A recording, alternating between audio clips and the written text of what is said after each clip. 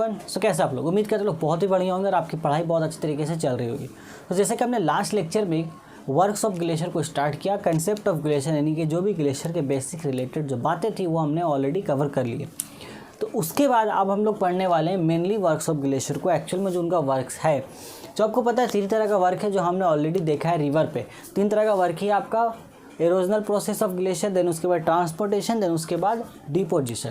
तो जिस तरीके से हमने रिवर में देखा कि इरोजन करने का उसका डिफरेंट मेथड से, ट्रांसपोर्टेशन का डिफरेंट मेथड से, डिपोजिशन का डिफरेंट मेथड से, उस तरीके से यहाँ पर ग्लेशियर का भी यहाँ पे इरोजन का डिफरेंट मेथड से, लेकिन ट्रांसपोर्टेशन और डिपोजिशन में कुछ भी डिफरेंट मेथड्स नहीं दिए गए। वो बेसिक सा फंडा ही समझाया गया जो रिवर के केस में था आपका। ठीक है, तो यहाँ पे बस बेसिक हम इसको देख लेते हैं। मुश्किल से 7 से 8 मिनट का ये लेक्चर चलेगा, देन ये कहानी ख़त्म हो जाएगी। और ये भी बता देता हूँ आपको कि ये डायरेक्टली ये सवाल नहीं आता एग्जाम में कि write down the erosional process of glacier या discuss about erosional process of glacier. No, यहाँ पर हो सकता है प्लगिंग, व्हाट इज प्लगिंग, या write a short note on plucking, या what do you mean by abrasion, what do you mean by attrition, इस तरह के क्वेश्चन फॉर्म्स होते हैं। तो चलिए बिना किसी इंतजार के लेक्चर को स्टार्ट करते हैं। मेरा नाम है आमिर, आप सभी का स्वागत है मैं प्यारे से चैनल मॉडर्न पढ़ाई पर। आपको करना छोटा सा काम, कॉपी कलम निकालिए, ऊपर हेडिंग लगाइए works of glacier. So let's move on. Erosional process में बोला जा रहा है प्लगिंग और क्वारिंग। देखो होता क्या है, जब ग्लेशियर जो है ग्लेशियर था उन पर बता दिया कहाँ पर आपका पहाड़ी का ऊपरी इलाका में है, ऊपरी इलाका में है पहाड़ है, उसके ऊपरी इलाके में ग्लेशियर यहाँ पे फॉर्म हुआ है। ठीक है, तो ग्लेशियर मैंने बताया कि ढाल उसको जब मिलता है तो हल्का क्या करता है, खिसकना शुरू करता है। मतलब पहाड़ी इलाका है ग्लेशियर, ये हल्का के ढाल पे हल्का खिसकना शुरू करेगा। तो ये तो लेयर बहुत मोटा लेयर है और ऐसे तो अटैच्ड है वहाँ पर पहाड़ी इलाके से। तो जब ये ऐसे पास हो रहा होता है तो क्या कहता है, पहाड़ी इलाकों को खुरचता हुआ जाता है। ऐसे खुरचते हुए ऐसे जाएगा, ऐसे जाएगा, ऐसे ऐसे ऐसे ऐसे करके ऐसे जिससे खुरचता हुआ जाएगा। जैसे बिल्ली कैसे खुरचती है नाखून से अपने, उस तरीके से ये खुरचता हुआ जाता है। तो खुरचने का ही सिंपल मीनिंग होता है आपका प्लगिंग और क्वारिंग। ठीक है, तो खुरचने से क्या होगा, आसपास जो भी यहाँ पर उसको मान लो इस तरीके से आहिस्ता थोड़ा ढाल से पार हो रहा है तो यहाँ पे खुरचता हो जाएगा। जैसे छोटा छोटा यहाँ पर कंकड़ पत्थर ये जो भी होगा जरा, तो इस तरीके से वो नीचे बहना शुरू कर देगा उसके साथ ही। तो ये हो गया इसका प्रोसेस प्लगिंग या क्वारिंग, कि जब भी ग्लेशियर पहाड़ी इलाके से नीचे की तरफ उतरता है, खिसकता है, तो वो उसको खुरचता हुआ आगे बढ़ता है और उसके साथ जो भी चट्टान और जो पत्थर का टुकड़ा होता है उसको अपने साथ लेके बहता है। इस प्रोसेस को ही हम लोग प्लगिंग या क्वारिंग कहते हैं। क्लियर है। उसके बाद एब्रेशन। तो एब्रेशन यहाँ पर सिंपली है जब वहाँ से ग्लेशियर नीचे उतरा, ठीक है, यहाँ से ग्लेशियर आपका आया, नीचे उतरा, नीचे उतरने के बाद वो अपनी वादी में आया, ठीक है, उसको वादी का इलाका मिला ऐसे प्लेन टाइप का थोड़ा सा, वहाँ पे वो क्या करेगा, अब ये मान लो यहाँ से उतर करके ये बेचारे यहाँ पर इस एरिया में, तो यहाँ पर ये देखो पूरा चिकना बनाया हुआ एकदम प्लेन आपका, तो वो अपनी वादी वाले इलाके में उसे घिस करके पूरा प्लेन कर देता है।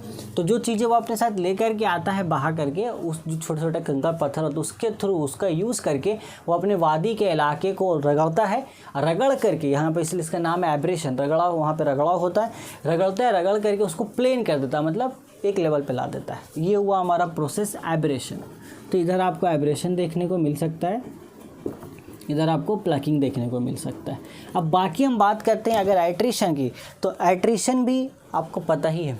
एट्रिशन में क्या होता है, आपस में रगड़ाव होगा। यहाँ पर जो भी छोटे छोटे कंकड़ पत्थर इसके साथ थे वो लोग आपस में मारा मारी करेंगे, मारा मारी करते करते आपस छोटे हो जाएंगे या शेप उनका थोड़ा सा परफेक्ट हो जाएगा। तो ये उनका प्रोसेस है एट्रिशन का। बहुत ज़्यादा इन डिटेल नहीं बता रहा हूँ क्योंकि उतना ज़्यादा इंपॉर्टेंट है नहीं, बस इतना ही बात आपको दिया गया पढ़ने के लिए। देन इसके बाद अगर हम यहाँ पे बात करते हैं ट्रांसपोर्टेशनल प्रोसेस ऑफ ग्लेशियर का, तो बहुत ही सिंपल है, मैं पढ़ के दिखा देता हूँ आपको क्या बोल रहे किताब में। आपको बोल रहे ग्लेशियर जो है ट्रांसपोर्टेशन के जरिए संग्रेजों, कंकड़ पत्थर, बालू की जरात वगैरह एक जगह से दूसरी जगह ले जाते हैं। ये संग्रेज ग्लेशियर के सतह और उसके किनारों से जुड़े रहते हैं। इस अमल को हम लोग simply transportational work of transportational process of glacier कहते हैं, और लास्ट में वो आकर के जमा कर देता है। तो जैसे कि ट्रांसपोर्टेशन जो वर्ड है उसका मीनिंग ही है जो भी संग्रह, जो भी पत्थर कंकड़ उसको मिला यहाँ पर इरोजन के थ्रू, जिस तरीके से रिवर को मिला था, तो जैसे ही नीचे आया वो क्या किया, बस यहाँ से वहाँ ट्रांसपोर्ट करना शुरू कर दिए।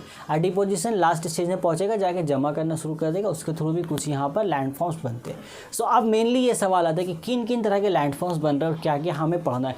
तो मेनली इरोजन के थ्रू जो भी लैंडफॉर्म्स बन रहे हैं उसमें मेन फोकस हमारा रहेगा, और ट्रांसपोर्टेशन डिपोजिशन भी थोड़ा हम लोग पढ़ लेंगे, क्योंकि मेनली यहाँ से इरोजन जो है, इरोजनल लैंडफॉर्म्स जो बनते हैं हमारे ग्लेशियर के थ्रू, वहाँ से डायरेक्टली भी क्वेश्चंस आते हैं और वहाँ से शॉर्ट नोट्स काफ़ी पूछा जाता है। यानी कि जो भी एक शेप बन रहा है उस शेप के बारे में आपको कह दिया जाएगा, right a short note on this.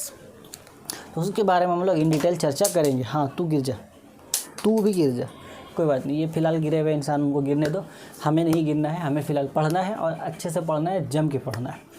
So I hope so कि ये टॉपिक आपको समझ में आया हो। बुक में आप इसको रीड कीजिए, आपको बुक में दिया गया आपको तरीके से पैराग्राफ नोट्स में बहुत जल्द अपडेट करूँगा आपको। जैसे मैंने बताया कि with in the month of July या फिर with in the end of the June month मैं आपके लिए नोट्स अपडेट कर दूँगा। सो फिलहाल आज के लेक्चर में बस इतना ही, हम लोग बहुत जल्द मिलेंगे अपने नेक्स्ट लेक्चर में। तब तक आप पढ़ाई करते रहें। Take care, till then, good bye.